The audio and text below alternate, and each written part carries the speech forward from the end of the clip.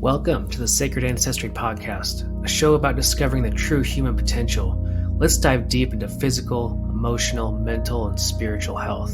I'm your host, Thomas Worm.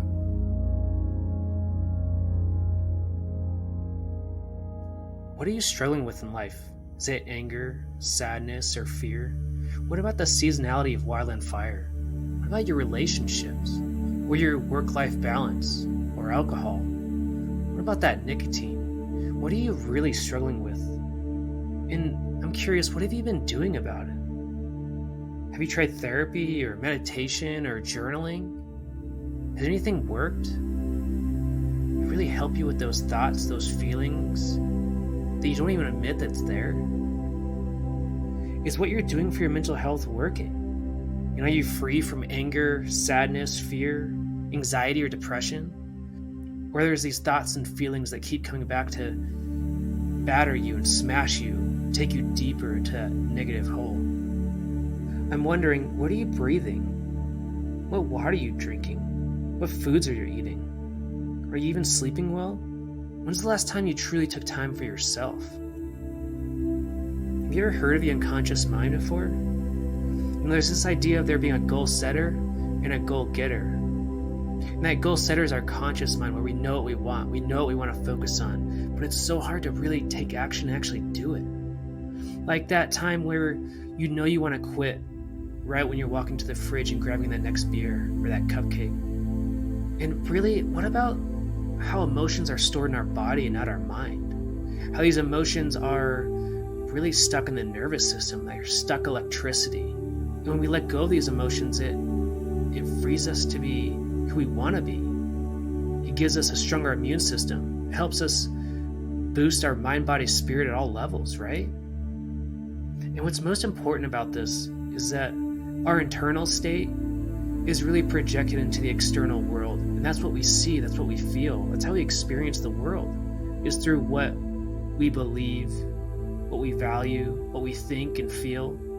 All those things shape what happens to us in life, doesn't it? I'm curious, is it possible you've created all these problems inside your own mind, inside your own body? The power behind this is that gives you the chance to unravel, to undo, to let go of all these negative emotions, these limiting beliefs that could be gone, right? If you created them, well, you can destroy them, right? What will happen when you let go of these raw emotions and these wounds and you heal yourself? What outcome will you get in life? Will your career get better? Will your relationships be healthier? Will your physical body be in better shape? Here at Mountain Mind Tricks, we use the breakthrough session. It's this 8-hour process for wildland firefighters. It's 2 days, 4 hours each. And the first portion is story. You tell me your story. And I'm listening in a therapeutic way, but I'm also looking about how. How did you create the anger? How did you create the anxiety? How did you create the trauma? Because once we find out how, we find out exactly how it happens, it's easy just to unwind it, let it unravel, and just let you undo it yourself. After we do the release work and all the change work, we work on a compelling future where you have a goal, you have a blueprint to walk forward on a path where you're focused and you take action on exactly what you want in life. That's the power of the breakthrough session. You get exactly what you want out of it. If you want to release negative emotions, I got you. You want to release limiting beliefs, I got you. You want to find peak performance on the fire line, I got you. What about quitting smoking? Or a better relationship? I got you. So I want you to go to mountainmindtricks.com, click on the Discovery Session button, and fill out the form. That's mountainmindtricks.com. When you listen to the Sacred Ancestry Podcast, you're supporting wildland firefighters and their mental health journey. So thank you, and I appreciate you. Please leave a review and subscribe to the podcast so I can become the best podcaster I can be. You can become a Patreon, which means donating $10 a month will get you 2 free rollers of essential oils, or $50 a month, and that's 1 free coaching session per month. So I want you to subscribe and leave a review so I can become the best podcaster possible. Thank you, and I appreciate you. Hi, I'm so excited for my guest today. Her name is Dr. KT, and she's a doctor in physical therapy and deals with a lot of holistic medicine and Ayurvedic and yoga. And I'm just ecstatic about this interview because we're going to have so much fun. And we're going to go deep into consciousness, into the five elements, into all sorts of things that are going to help you be more resilient and find higher consciousness. So, Dr. KT, can you introduce yourself and let us know kind of how you got into the field of physical therapy, into holistic medicine, and what you're doing now? Awesome. Well, thank you so much, Thomas. I'm very grateful to be on this podcast and to be with you with anything ancestral or spirituality and even the sacred. I think it's great. So I'm very grateful for you putting this on and being here. So I got into physical therapy because I wanted to help people, was into sports, and wanted to help people through that rehab process. It totally evolved over the years. Simply because of what I experienced in my life. And I think that's with anybody that is a practitioner and even anybody on their own health journey, they find it within themselves. They want to help others. So I ended up getting injured pretty badly in a sport that I completely ignored my body, abused it, and did not respect the gift I was given, and ended up not being able to tolerate certain activities like I was used to. And then continued on my path of not doing the best at taking care of myself and taking more care of other people and focusing on that, which resulted in me finding Ayurveda and yoga. So I really think that this path has been stimulated from God, really, because I was at such a low point. I just kept praying for answers and guidance to where I can go to help myself, but also help other people, because I began to notice that what I was going through was not unique. It was not individual. Other people are experiencing the same thing, the same everyday shit where you just don't feel good and you're trying to get up and make life great, but sometimes you can't. So through that process, I kind of unveiled the state of consciousness within myself because I felt so lost from the external support of kind of allopathic medicine and just family and other people understanding what I was going through. So by tuning inward, this kind of evolved outward.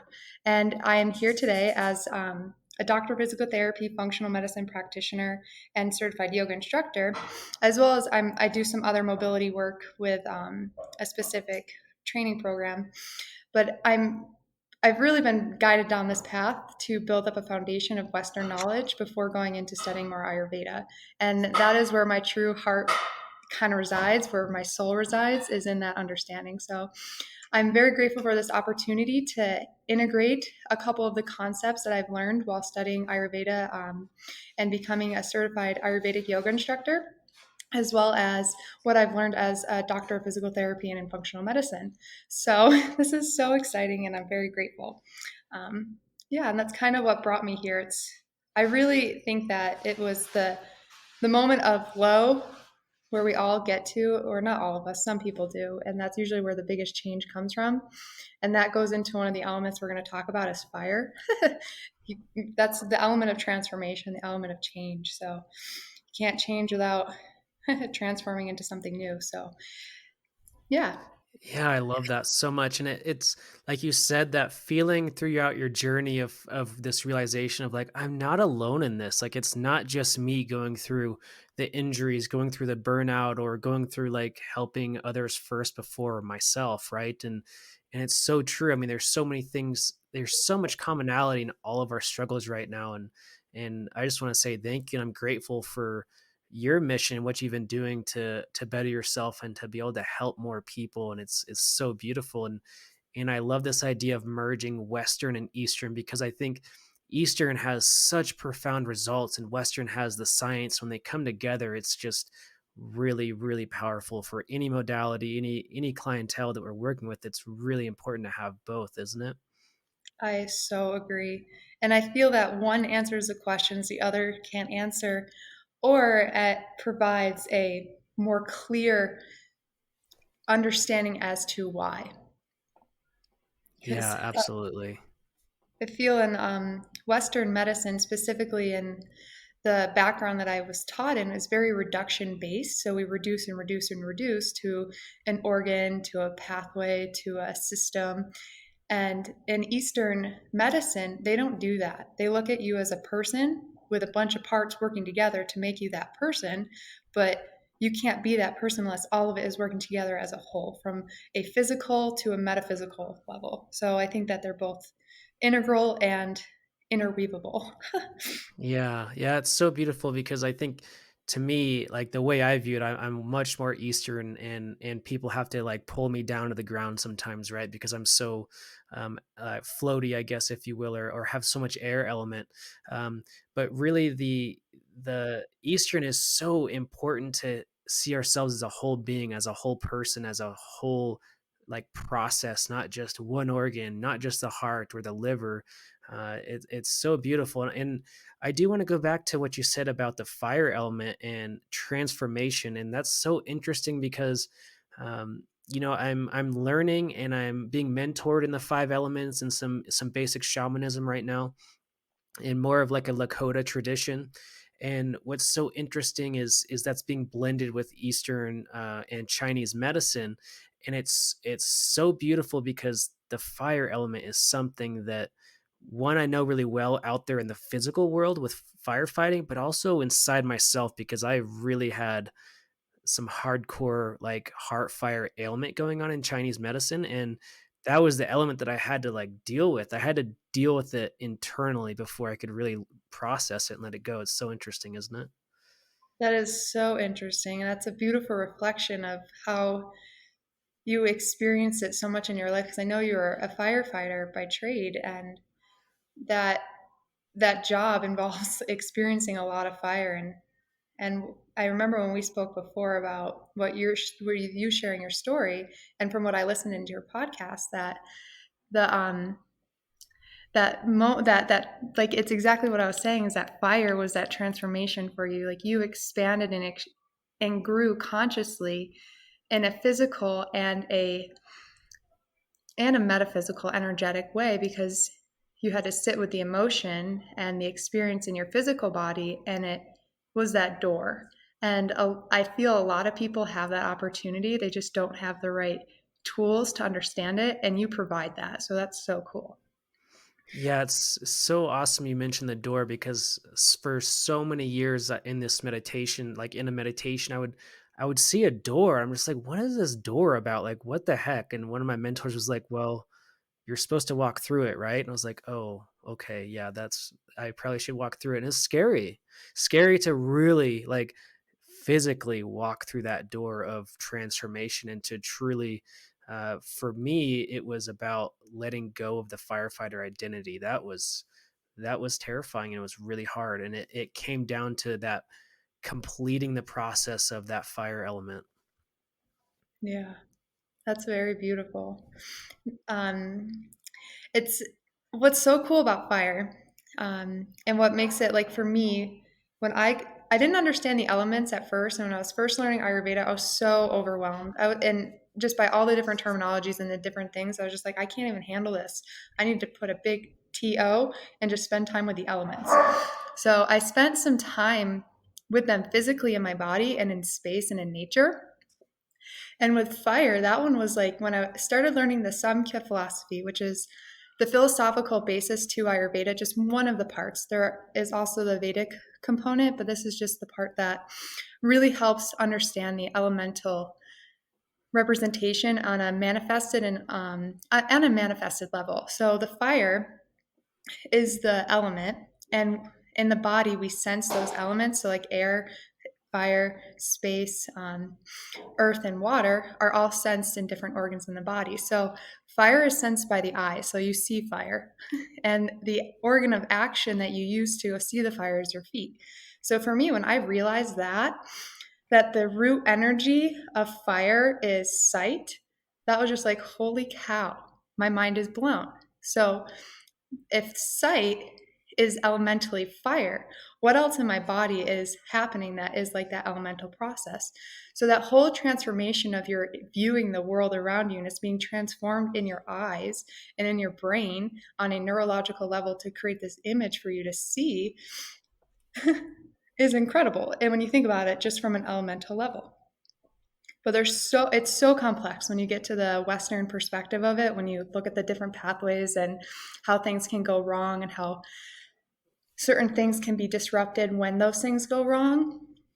But I think understanding at a basis that fire relates to the eyes and the feet, that one person can use that element as medicine or poison, if, and that's obviously not by decision or choice, but anything can be a medicine and a poison. But someone can use that fire element. So like for creating transformation in like their body with like their feet, like if like for example, if your body's having a very hard time transforming heat and getting out of you, just don't wear socks.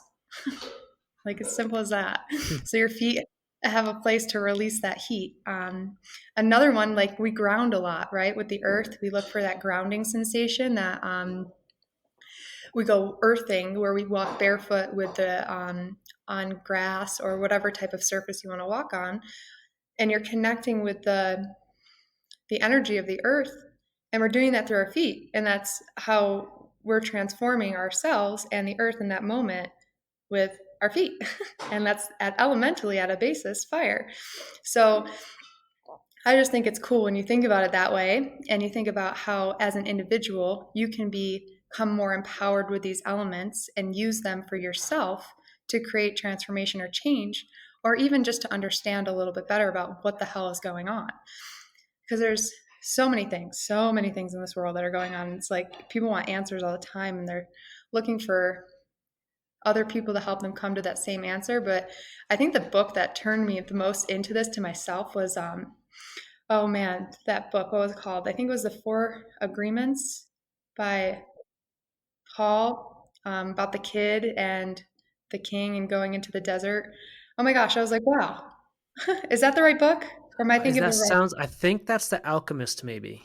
Alchemist? Yes, that is the book. Thank you. All right. So The Alchemist, that book for me, when I read it, and it took me way too long to read it, I was like, okay, well, the elements officially make sense to me. They officially make sense to me because this book represented a story about how a kid was using the elements to help himself in life. Why can't we do that every day with our own physical health and mental health and emotional health? I see that that was just like a door for me. Um, but yeah, that's fire. I can talk a little bit about the other elements if you would like, just briefly. Yeah, I think what's so interesting is like for me personally, I had to go through this fire transformation and then like go through each element personally and like really connect with that. And I think I'm still on that journey, but it's like my next one was water. I really had to like go sit next to a river or go be in water, or for some reason like the last couple months like showers have been like really focusing and healing for me. It's like, yeah, the water is so important, and it's something in Chinese medicine. I was lacking lots of water because of like adrenaline, fear of firefighting, right? It's like all of this was like all my water was completely drained from that, on top of having too much fire. This was like kind of my my personal journey with the elements, and it's really interesting to like, how do we balance these, and the water has been big for me. That's so beautiful. Yeah, the water is an interesting element, and it the same is for me as well. It's funny. I have a lot of air, fire, and earth in my body, in my being. Not a lot of water or space, and those are the two elements I'm seeking for externally a lot. And what's great about water is it's actually cleansing to the soul, because it's energetically you're getting yourself, like there's obviously water doesn't move by itself. It has to get moved by something, and the air is going to help that water move. And if you sit near the water, if it's moving water or stagnant water, that's going to be different. So if you're sitting near a lake, that's going to be a very different energy for your mind and body than if you sit by a river. And same with an ocean, a waterfall, your shower, any water environment you're in, it's different just simply because of the way that the elements are moving and how they're moving. So I personally find water incredibly therapeutic as well. And what I've learned is that it's this thing called sattvic or sattva in Ayurveda, and that is the inherent state of everything, that beautiful peace in nature, that beautiful way that storms come in and just make a giant mess. And then afterwards, you're like, wow, the next day you have tons of beautiful green grass and flowers growing. Or like when forest fires happen and it destroys everything. And then in a couple of years, you have plants growing, you have new vegetation and things coming up. And I lost where I was going with that, but it's okay. Man, sometimes that happens when you're with the water element. Yeah, absolutely. The water with the air, that's what got me out there. I was thinking about air a little bit. You know, the elements, when you start to embody them, you become them. Yeah. So interesting, isn't it? It is interesting. But so I remember where I was going. The air and the water, when they're together, they create a different kind of energy. And I'm sure you notice that from sitting by a river or a lake and just notice how you feel different. Like I know when I need a state of peace and calm, I go by still water. But if I need um, processing, I need help letting go or understanding things better, I need flowing water. And Yeah, I that's would what agree. from feeling. But yeah. So I think one thing that's really interesting about water is that water and fire in Ayurveda are considered one of the constitutions or the makeups of how people's bodies represent. And the water is what makes the fire in the body different than true fire in the body. So there's two different ways you can look at fire in the body. There's one way is it's called Agni, and that's like digestive fire, and the fire that is just true fire in the body. It's hot, sharp, subtle, and it's dry. Then you also have what's called Pitta, which is the dosha, which is a word that means to vitiate. And the doshas, I think, are a topic for itself from Ayurveda's perspective. So I don't want to talk about them too much, but the elements make up the doshas. And the pitta dosha is different than fire in the body because it has water. So there's some sort of wetness to it. So that's like one of the differencing factors in Ayurveda that they talk about with the different fires in the body and understanding them. So I think it's an interesting thing to pick up on. So, like, if you're thinking, or not even thinking, if you're like meditating, and if you meditate to meditate on getting into getting out of like a stuck state. So you're in a state of awareness with yourself and you're like, I don't like how I respond or react to this. And I'd like to sit with myself for a little bit and metacognitively wonder what is going on and figure out how I can make myself have a more refined reaction to that stimulus. And you can use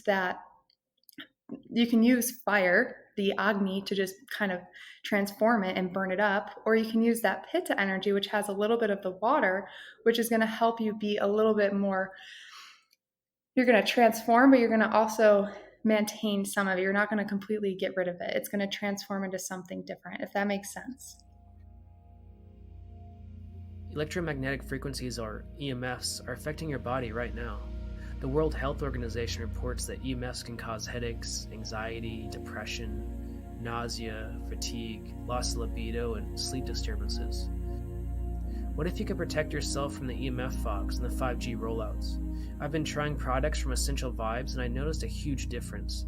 The live blood tests show that your blood flow increases with less globules. You sleep better, have more balance, and the muscle testing proves this. So go to mountainmindtricks.com/EMF protection to learn more. I was so impressed with these products, I had to add this to my natural wellness program. So check out Essential Vibes and go to mountainmindtricks.com/EMF protection. That's mountainmindtricks.com/EMF protection. Yeah, absolutely. There's the fire that's going to burn and destroy everything, or there's the really good fire that's going to just help things along and help things manifest and grow differently. It's so beautiful. I love this. And for people that don't know, like Ayurvedic is, correct me if I'm wrong, because you know way more than me, but it's similar to Chinese medicine, and it's really like the base of all of Indian, like Asian Indian spirituality to health to yoga. It's really like their holistic medicine system, right? Yes, and unfortunately, it was kind of looked down upon for a bit in the colonialization of India. So it did get kind of pushed out a little bit. So, because I was so excited about Ayurveda like maybe 8 years ago before I knew anything about what was going on outside of the US, because I just only had so much energy to focus on what I had going on. And when I finally had the ability to start learning about other cultures and other things, I realized that people in India don't practice Ayurveda as much as we think they do. Ayurveda is actually um, kind of looked at as still like a woo-woo science, simply because of the colonialization and pushing away things that did not align with the belief systems. So, Right, right. And I do but want to get back to the elements. Oh, go ahead. Go ahead. it does have a strong base in traditional Chinese medicine too. So they come from the same basis, and the elements are different. And I have not found out why. I still have not gotten that answer, but I know that the representations in the bodies are very similar. Right, like they have the meridians, they have all the same kind of organ emotional ties. Like it's so similar, and in the same way, you know, a Ayurvedic doctor or a acupuncturist or a Chinese medicine doctor is going to take your pulse, look at your tongue, like look at your stools. Like it's really it's almost the same thing. It's just got a little bit of Chinese or Indian flavor to it, right? Yeah, and it's so hard for me to really say because I've only learned from people from the West and their perspective and representation from what they've learned. So, really, for me to speak on Ayurveda more wholly, I would need more time to spend it in the East, learning from it a little bit more. But from what I understand, yes. From what I can gather, I believe you're correct. But I know that from the people I've talked to that like I have a friend that is an Ayurvedic practitioner that grew up in India, and he learned from his grandfather, and his grandfather was an Ayurvedic practitioner who learned from his grandfather. So it's like a traditionally taught thing. And he's taught me some stuff that I've learned that I'm like, wow, I haven't even learned that in the Ayurveda school. I haven't learned that here. So it's I know that there's things that it's hard to pinpoint specifically just because of how it's being taught and the way it's being taught over from one language to another language. Yeah, absolutely. And I think one of the things I've definitely dabbled in Ayurveda. I've read some books. I've tried lots of things. Like something I do every single day is scrape my tongue, which is really interesting. There's the coconut pulling, but what I want to ask you about is before we get back into the elements is about like Ayurvedic routines and how that can completely change your entire life. I mean, when I started that, when I was had a really serious health stuff going on, I mean, it changed everything for me almost, I mean, within 2 or 3 days. It was so crazy. I can resonate with that as well. The biohacking in Ayurveda is unlike anything I've ever met in my life. So, what's beautiful about Ayurveda is they're very rooted in the elements, and the elements are rooted in nature.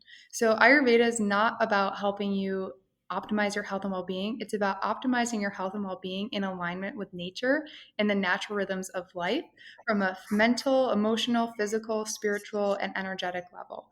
So, the daily practices are designed to help optimize natural biological function. So, the tongue scraping that you're referring to is fantastic to do every morning to remove toxins from your tongue because it's the start of your digestive system. You digest food starting in your mouth, goes into your mouth all the way out to the other end. In that passageway, our body is doing metabolizing, it's detoxifying, and it's also eliminating. And in Ayurveda, they believe that health is rooted in our natural biological functions being optimal. If they're not optimal, then it's going to cause disease or it's going to cause vitiation of those doshas that I was talking about earlier. Now, I am not educated or versed into Ayurveda pathophysiology, but I can put together what I've learned about pathophysiology in my Western education into what I'm learning now. And one of the things that Ayurveda does is they want people to make sure that they're eliminating all things from their body at least twice a day from like bowels. So in the morning, definitely relieves a bowel. That is one of the Ayurvedic routines. And the way you do that is you drink hot water in the morning. And that is what you do after you scrape your tongue. And you can do the oil pulling before that, what you referred to. Now, I like to do the oil pulling after just because when I wake up right away, I'm thirsty. So I like to scrape my tongue, drink some hot water, and get going. I believe traditionally you're supposed to do the oil pulling first. Um, so the oil pulling, then the scraping the tongue, and then the hot water. The hot water stimulates all digestive processes. So in the morning, we're waking up, the sun is rising, the sun goes up. As the sun goes up, it gets to the middle of the day, the fire of the nature is going to be at its highest, and then it's going to start coming down. So we want to get our digestion up and ready in the beginning in the morning, so that as we get to that midday, that midpoint, we are at our prime to digest food. So the drinking of the hot water, it stimulates what's called peristalsis, which is just kind of moving of the organ of the intestines, just kind of moving things out of the body, as well as it helps kind of wake up the stomach and get some kind of gastric juices going within there, and then in the small intestine. So it kind of just pushes things out. Um, that's one thing. So about 12 to 24 ounces of water is good. If you live in a dry climate, like we do. I find myself drinking like 32 ounces of water in the morning before I'm even hungry, but that is variable. Everybody's different. And in Ayurveda, the main logo and the statement is it depends. So it depends. It's so those are three very good base ones to do every day. Another one that's really important is how you eat, or kind of how you eat your meals. So in traditional, not traditional, more Western thinking about food, there's this big push for intermittent fasting, and there's this big push for 6 small meals a day. So intermittent fasting, there's nothing wrong with it, and it's actually appropriate for some people, but it's not right for everyone. And I actually think that fasting does have its benefits and is helpful for people when used appropriately. But with that said, the intermittent fasting says you shouldn't eat anything till noon until 8. Your highest digestive fire is going to be at noon. So if you're not eating between 10 to 2 in the kind of morning, like your biggest meal, your body's not going to digest the food in its optimal way, because we work like the environment around us. Like increases like. So if there's sun outside, we're going to have fire in our body. If it's cold outside, we're going to have cold in our body. So that's kind of one of the principles of Ayurveda. And so the main reason why you want to do that is so that you can get your digestive juices optimized. And one of the things that I'm constantly treating with people through functional medicine is low stomach acid. And that's very common in people who have diets that are, if they eat very low meals, or if they eat a vegetarian or vegan diet, that's common. And I personally eat a vegan diet, had stomach acid issues. I aligned my diet to the natural rhythms of the day. I no longer have stomach acid issues. I wonder what the correlation is there. So that's one of the important things there. That's another daily thing that people can do. And the last one that I'll talk about that is one of my favorites, absolute favorites, is called Abhyanga. And in my opinion, this is a non-negotiable for a daily practice like tongue scraping and drinking hot water. Like I do this every day. So Abhyanga is a self massage that you can do, and it's basically you're rubbing oil all over your body to just give some self love, to move lymph, to help that natural detoxification process on your skin, but also to help moisturize and nourish your tissue. In Ayurveda, they believe that the skin is a great place to apply medication, just like any holistic and shamanistic type of practice. So the Abhyanga is wonderful because as a physical therapist, people come in and they are very concerned about touching their bodies, especially when they're in pain. Abhyanga gives you complete full permission to touch your body everywhere, to massage oil into it, to nourish your joints, the muscles, the skin, the nerves, and anything else that is underneath it, so your body. But the Abhyanga is a practice that is recommended that people do, especially if they're very ungrounded in their body, because it helps you ground yourself. Because prana, chi, that vital life force, moves out of our bodies and in our bodies in a couple different ways. And one of those ways is through touch. So I view Abhyanga as an opportunity to give myself some energy work, or an opportunity to assess my tissue and how it's responding to touch. Is that sore? Oh, it's sore. I wonder why that's sore. Well, I'll figure that out later. Or maybe I did too much earlier in the day. So it's like a reassessment time. It is also, I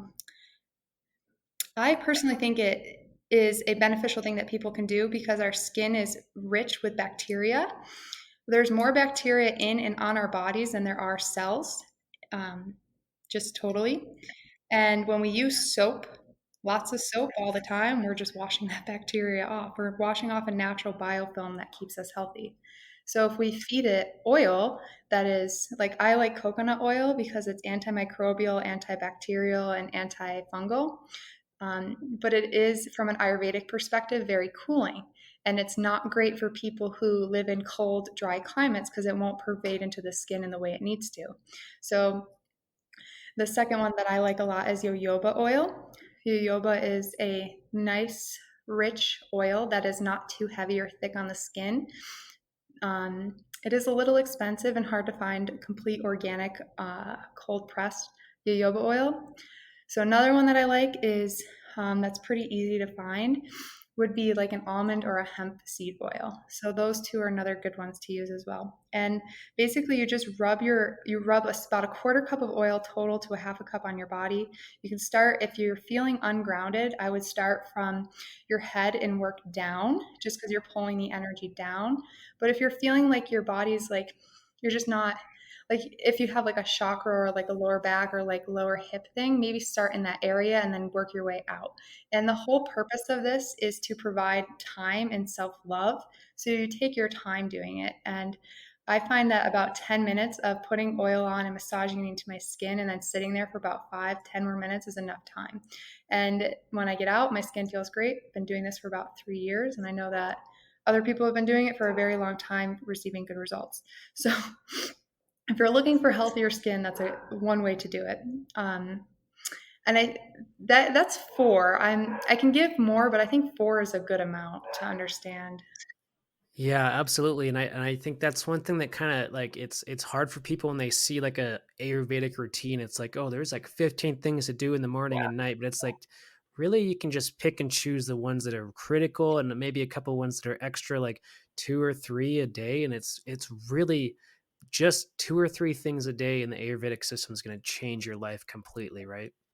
Exactly. And if you can't do anything and all you can do is just scrape your tongue, that would be a huge change. If you can't do anything and you just drink hot water, that would be a change. Like if you're cold all the time and you're chilly, you don't feel good, don't drink cold water. Drink warm and room temperature hot water. And especially if you have a hard time digesting food.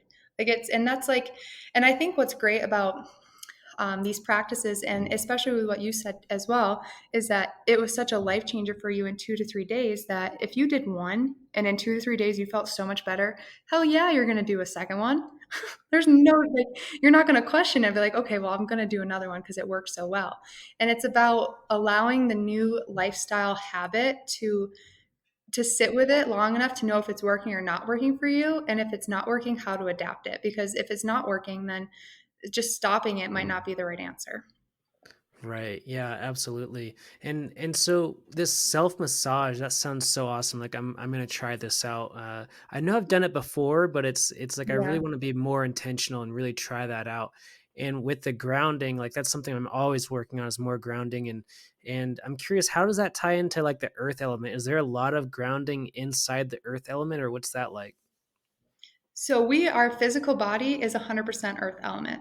So in every cell, you have all five elements. You have earth, water, fire, air, and space. So if we'll think about space for a second. There's space between the cell membrane, so where little things travel in to the cell and out. There's space inside the cell, and then there's space inside the nucleus. That's filled with water and things that help create fire. And then the air is what creates the movement. So from an oil perspective, when you're oiling your body, you're actually nourishing all five elements that way. So the grounding component to it is that you're touching your physical body. So that's the grounding, the earthing component. So like if you think about the different energy bodies or the different layers of the body, you have a physical, you have a mental, you have a breath, you have an emotional, and you have a bliss body.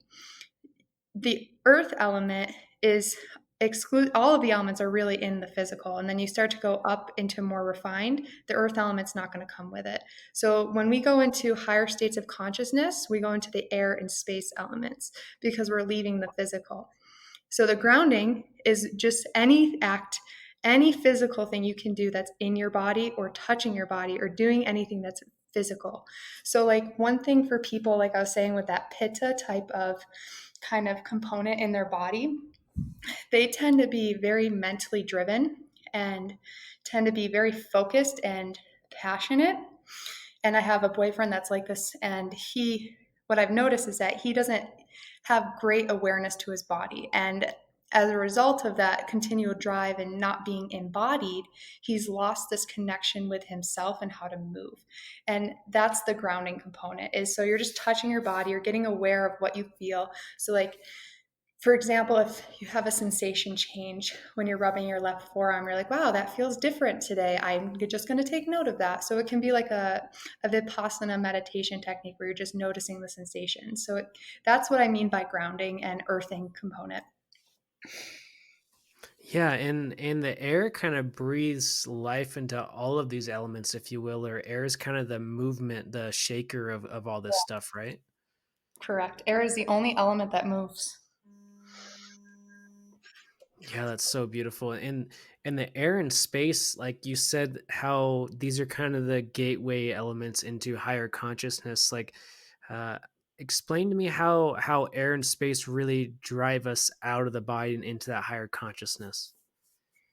So, from my perspective, what I've understood about the two, being an air individual, the air component. So, just if you were to think about, because it's easy for people to think about physical things and then going further and further into unmanifested experiences. So, on a physical, that air can take us out of our bodies as if we are not listening to the sensations that we're receiving, and we're just continuing to keep moving and keep going and keep doing whatever we're doing, whatever it's, if we're flitting around and having a good time and we're not listening to the fact that we're hungry, and we're just going to ignore that we're hungry for the next 12 hours and then experience it then. That's how the air element kind of pulls us out of the physical and into a different state. And that can be that air state that you're getting pulled into can be whatever it is for that person. And it may be you're being pulled out of your physical body to attend to more spiritual things.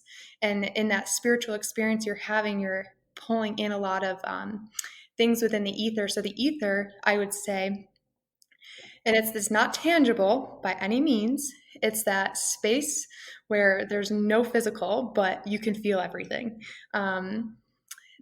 And in the ether, there's not a physical form.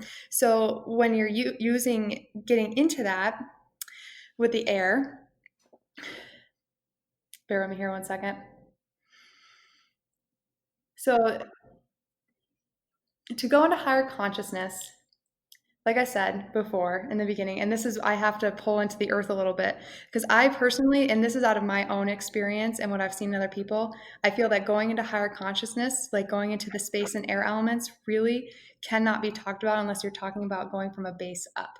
So when you're in a grounded and solid foundational state and you're using those higher elements of air and space, you're going to be looking at things that are more kind of subtle in energy. So you're going to be focusing on maybe more of your subtle body and your breath, and getting into those states, you have to use the physical to get there.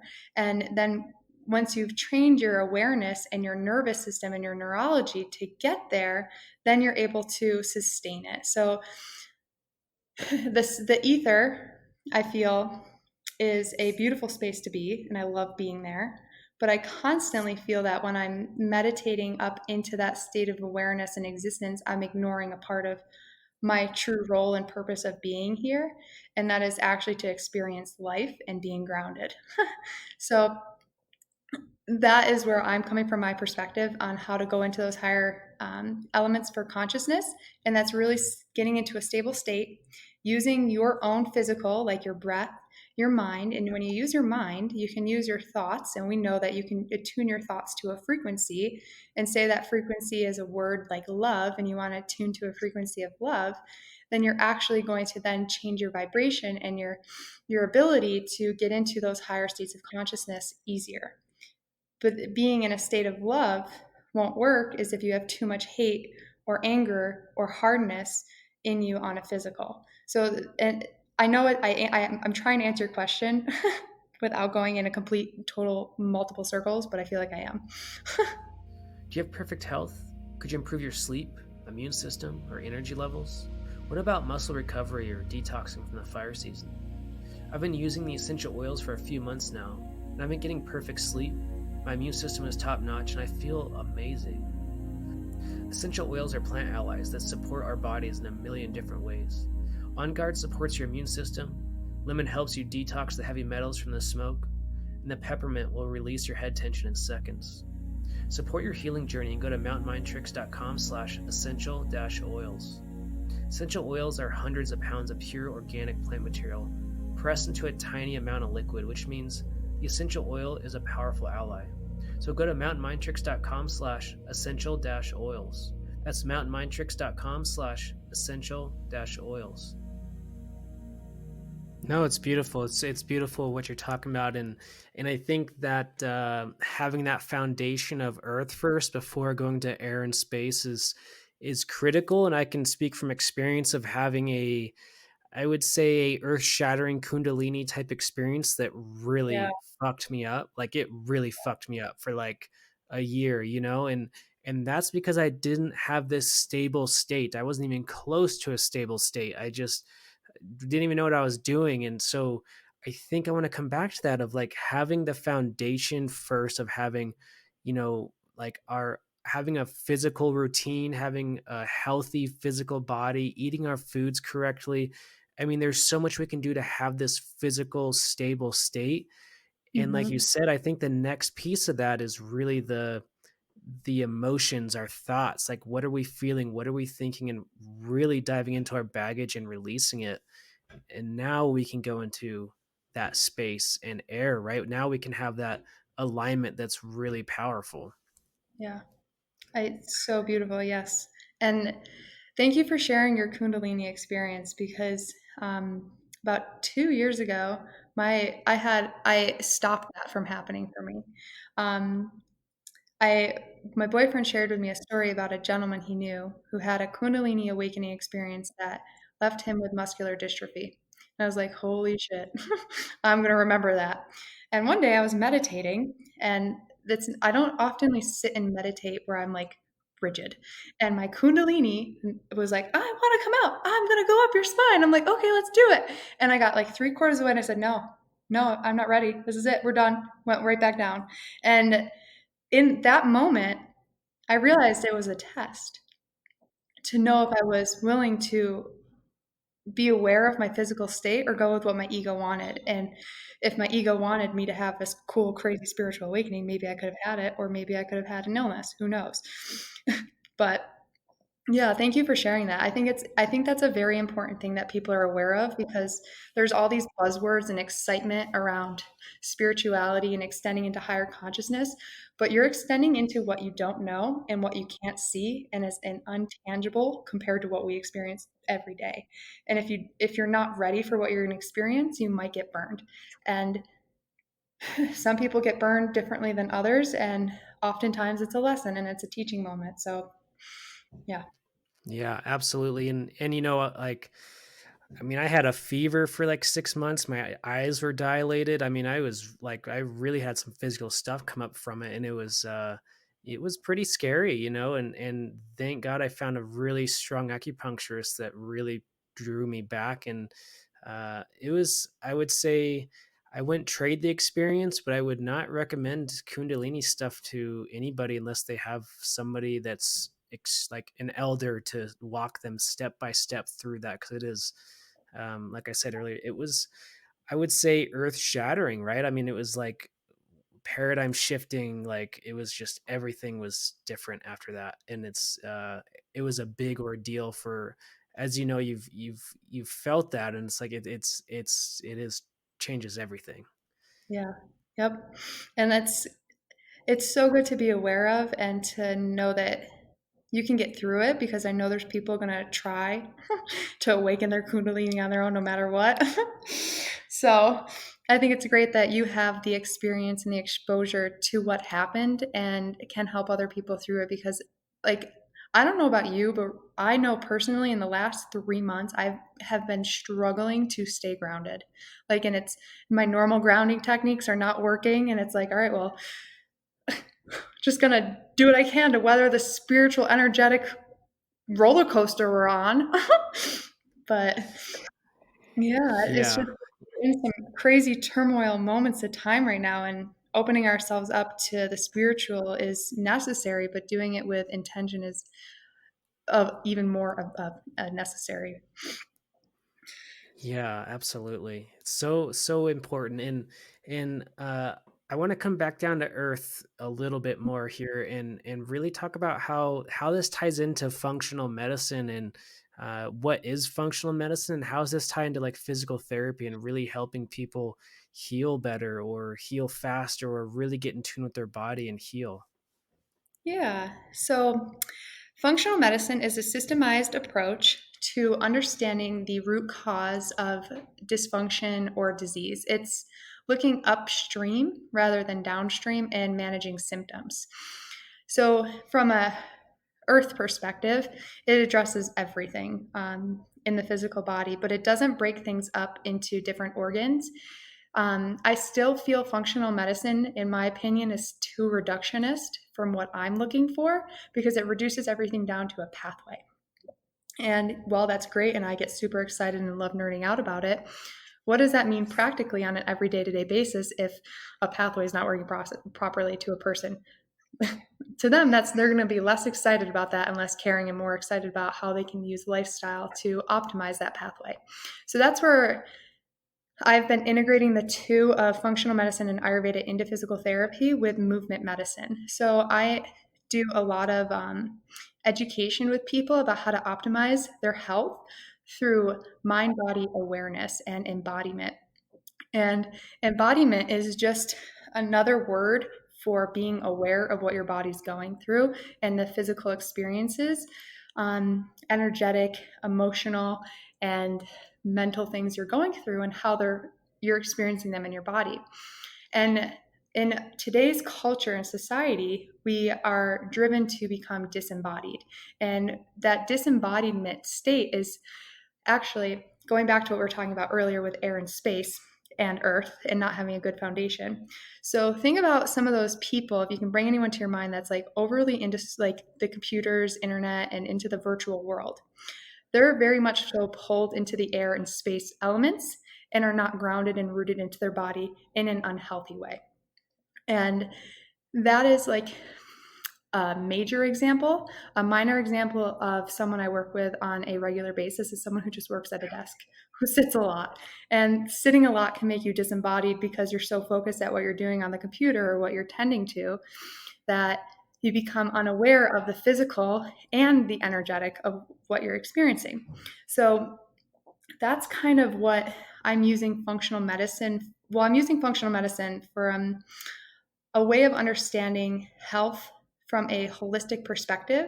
And I'm using that to support the reasoning and rationale for why I'm suggesting people to make lifestyle changes with an Ayurvedic lens. Yeah, yeah, absolutely. And gosh, I can relate to that so much, because I went from, wildland firefighting to really being in my body like all the time, to like being with fire and all this crazy workouts and all this like professional athlete stuff going on, to like, I have a podcast, I have clients online, like I have like all this online business stuff going on. It's like, holy crap, I have to ground so much more because I'm not out there all the time, like doing crazy runs or these big workouts. I'm not so in my body compared to firefighting. It's been a big adjustment, and that's like thank you for helping me realize that. Like, yeah, the virtual space is literally pulling you into the space element. That's really interesting. It is. And I'm so excited for this moment because I've been waiting for someone to talk to about this. The movie Wall-E. Have you seen it? It is that movie is actually so important. It's a really powerful movie. Like, it really So was. powerful. I think it's very relatable to today, right now, and especially with what we're talking about and being pulled into that air and space and not into the body and Yeah, what can. and I think what I want to hit on a little bit with that, sorry to interrupt you, but I think that air and space, when we get sucked into that too much, it's like, from my experience, I'm imagining you're going to resonate with this, but it really kicks up that anxiety level. It really kicks up like some really agitated, like frustration, but anxiety really comes to mind when that air Mhm. and space is out of whack. It's hardcore anxiety, isn't it? Yes, and that is a very accurate assessment that you made. So air and space make up the dosha called Vata, and Vata governs all movement in the body, and it's the conductor of all the nervous system. So if you think about air and space, like space holds things, air moves, and nerves conduct an electrical frequency or an electrical impulse. And that impulse is generated through fire. It's moved by air and it's conducted in a space that is filled with water in earth.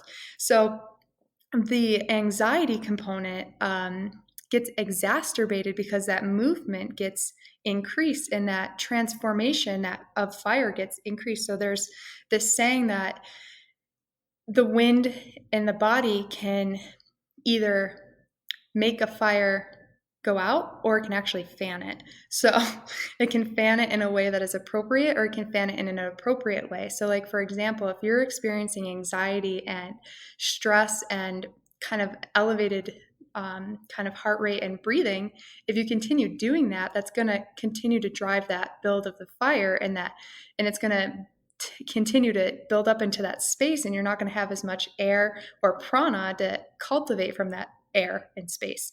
So that is the reasoning why, from an Ayurvedic perspective, why when we have too much air, it causes anxiety. And I totally have lived in that for many years and still figuring out how to get my nervous system to not react to certain things in certain ways. So that is a very, very true assessment. Yeah, it's so interesting because after my Kundalini, my first acupuncture appointment, I had all these needles in me. My body just started just shaking like crazy. I couldn't control my legs. All these crazy things was going on. The acupuncture is like, yeah, that's the wind leaving your body. It's like, whoa, that is so crazy. And it was like, I was so much energy built up and stuck from the experience that it was just like so insane to have all that air trapped in my body and finally just leave through my legs and everything. It was really weird experience. And yeah, it's been, it just, the five elements explain so much. And to me, I think there's, behind that, in my personal experience, there's like the platonic solids, there's a sacred geometry that goes hand in hand with this stuff, right? Totally. I totally agree with that. And I think when we begin, well, I mean, we can even think about sacred geometry from the flower of life and the seed of life, and how there's those circles that just continue to grow and grow and grow. That's how our cells start. That's how we start as a fetus, um, and it and how we begin. And actually, air is what creates that.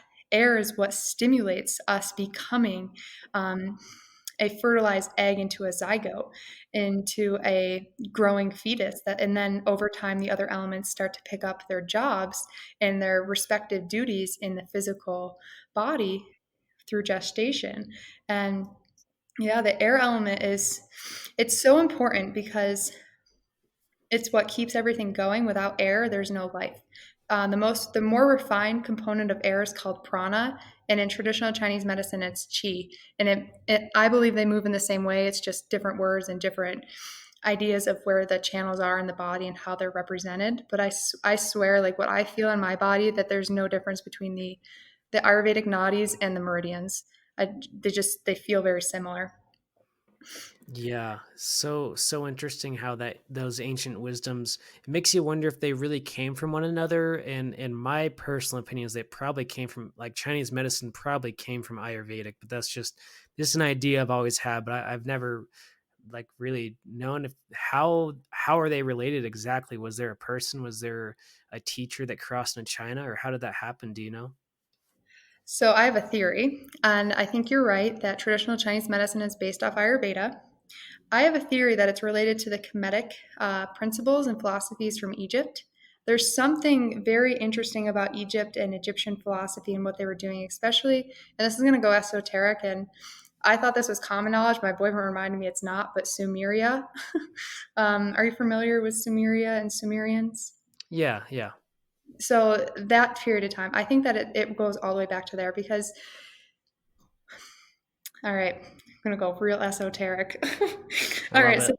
Vedas, I believe the truth is in the Vedas, like about all of life. But I always come to the question: where did they get the information to write down all of these shlokas in Sanskrit? Where did they get this knowledge?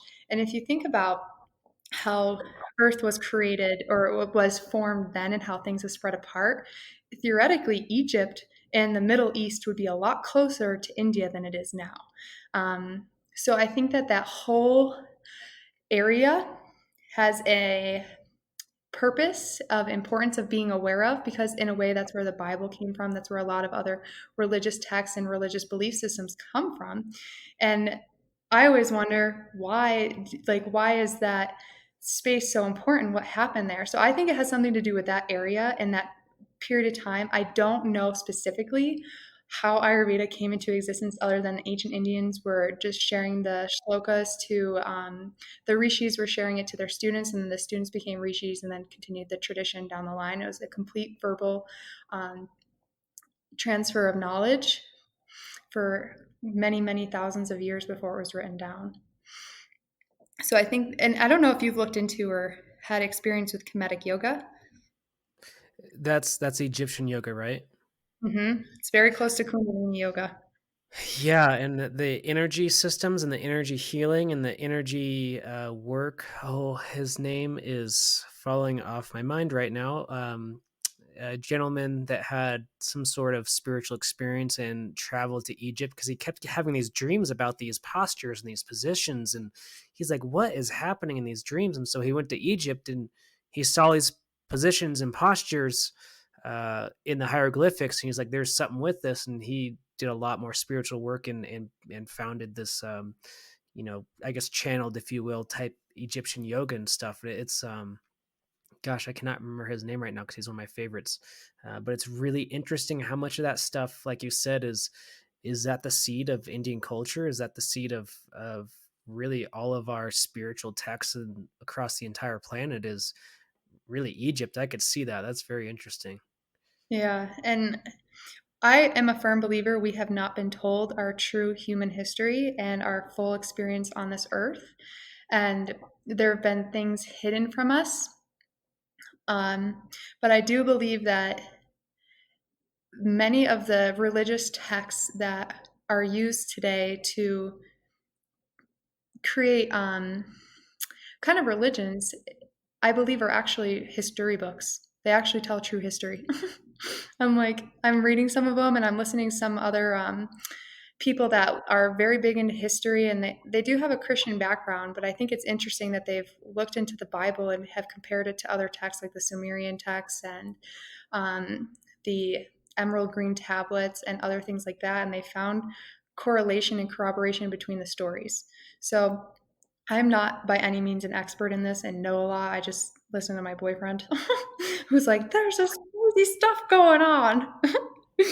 Right, right. And then you look into some of the, like the Native Americans across all of North America have a flood, legend. Like every culture around the world has a flood legend. And a lot of the work that Graham Hancock and Ron Carlson have been doing about the, potential comet impact 12,000 years ago in Canada and the actual physical evidence for widespread land tidal waves from melted glaciers instantly. It's like, okay, now stuff is starting to make sense that potentially 12,000 years ago an advanced civilization was completely wiped out and we started over, and it's like, whoa, that's not even people, professors, colleges do not want to talk about that because that is like every book's gonna have to be rewritten at that point, right? Yeah, or they'll give us the real books. Yeah, absolutely.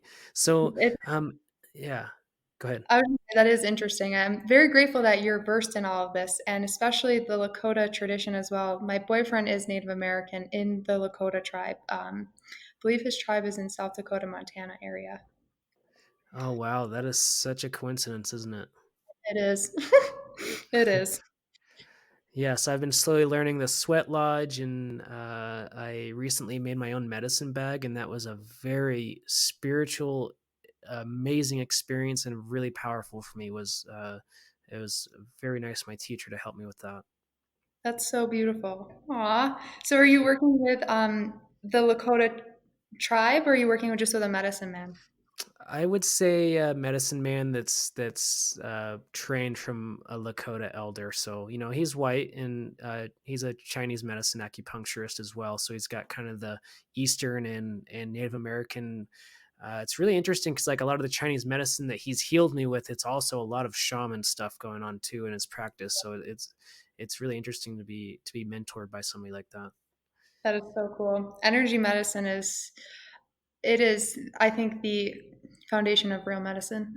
And that is where I think traditional Chinese medicine, Ayurveda, have the leg up on westernized medicine is because it did not ignore or it did not separate the person from the soul. It kept the person and the soul together. Yeah, that's such a beautiful way to look at it. And so I think we're bumping time here a little bit, but is there anything else that we haven't talked about that you want to talk about or anything that you wanted to bring up? No, I think that we hit on all the elements in a very unorganized way. So I hope it makes sense to your listeners. If they have questions about this, they can look up specifically the Samkhya philosophy, and that is spelled Samkhya. And that will describe more about the different elements and the organs of action and the organs of sensing, and then the root energies. And that's just if they're interested in more information on Ayurveda. Yeah, I love that. And where can people find you and where can they get a hold of you? So they can find me on Sattva Being on Facebook, Instagram, or Twitter, and that's Sattva Being. And that's I have a website as well. You can find as well at sattva-being.com, and you can also find me on my personal account if you want to learn more about me. But that's my company, and that is my way of adding more positivity to the world through a integrated approach of holistic medicine. But my personal information is you can follow me on Instagram at I'm sorry, it's KT underscore the plant lady. So Nice, nice. the letters and then underscore the plant lady. Okay. So yeah, Yeah, and that will all be in the show notes for everybody listening. We'll get all your links in there, and people can get a hold of you. And I do want to talk to you about one more thing, and that is, let's see, 2018. Me and my wife went to Nepal, and it was, I would say, energetically the most interesting, amazing place. It felt like uh you were kind of at the doors of heaven almost. Like it was like you could just walk through the mountains, if like literally walk through yeah. the rock if you wanted to. It was so mystical. And we did some hikes up in the Himalayas, and everybody's, I didn't realize how big the Yeti is there. Like it's a really big deal. So there's all this mystical energy and really like, whoa, there's something amazing about that part of the world like we're talking about. Have you ever heard of that before? I've actually had visions of a place in the Himalayas where I've had visions of this place where gurus just sit and hang out and they're laughing. You can't find us. You don't know where we are. We're just Yeah. here. And they're like actual gurus. Like I don't know who they are or their names, but I just see like it's just like an energy and like an experience of what I see. And I asked my boyfriend about it. I was like, "Is there a secret place in the Himalayas where it is completely covered energetically?" And he was like, "You're not supposed to know about that." And I was like, "Okay, well, so yes, there is something there. I believe within the Himalayas between Nepal and Tibet in those mountains. I think that there is something that is protected." and it's protected by the monks and by people who have a lot of spiritual energy clouding it. And because I can't see it in the essence, like it's very weird. What I can see is like I can see in it, but I can't, and I can see around it, but I can't see where it is or how to get there or how to get in or what, like if that makes sense. It's like a knowing but not knowing. Yeah, absolutely. That's so interesting. And well, it looks sounds like you're going to Nepal someday. That's awesome. Oh yes, India. Yes. Yes. Well, thank you so much. I'm so excited about everything you're doing and everything you bring to your listeners. So thank you. Oh, thank you so much for being on the show. I really appreciate it, and thank you for what you're doing in your life. And I really hope you come back to the show sometime, and we'll talk about more amazing healing modalities and awesome esoteric subjects. And yeah, we could go down a million different rabbit holes together. And Yeah. yeah, for everybody listening, thank you for listening to the show. And just please reach out to Dr. KT because sounds like she can just absolutely change your life with this stuff. And I want you to just go out there and find your sacred ancestry because whatever you are so much more than that.